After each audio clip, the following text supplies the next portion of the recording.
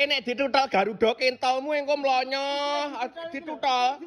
Nah diudari. Piye. Aku arep tuku jajan bodoh, pokoke nggih dorongan kuwi lho ya. Pas bodong Ya iki. dingklikku kayu randuke dibiong bubuk iki ya golek sing anyar. Kayu dingklik kok kayu randu ya iki no sofa ngene iki no tukuke. Iki regane mesti puluhan juta. 5 juta piye? 3.500.000 ae.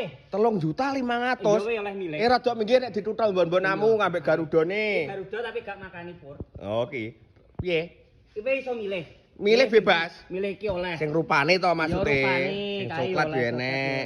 Iki warna iki yo enek. Lah nek iki yo enek Mas.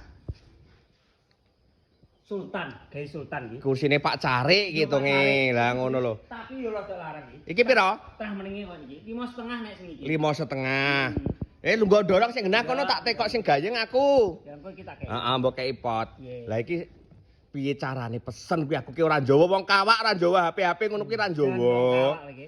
TikTok kuwi lho bukaan ning pencarian kuwi golek ana ki furnitur no. Ngisore wis lengkap cara pesene WA ning enek, email yo enek. Oh sembarang kalian berarti resmi ya, mbok email barang kuwi trajan palit tenan ya. Iya. Jabang bayi lah iki ngene, sakmene gedhe niki ngeterne ndi jenenge ning Sukoharjo kono-ngono piye? Sukoharjo nggon jak-jak aku bendina, Mas. Gratis ongkir. Jabang bayi Jawa Timur, Jawa Tengah, Madura nyebrang laut kae, Jogja gratis ongkire. Ya wis nek no, wis jelas.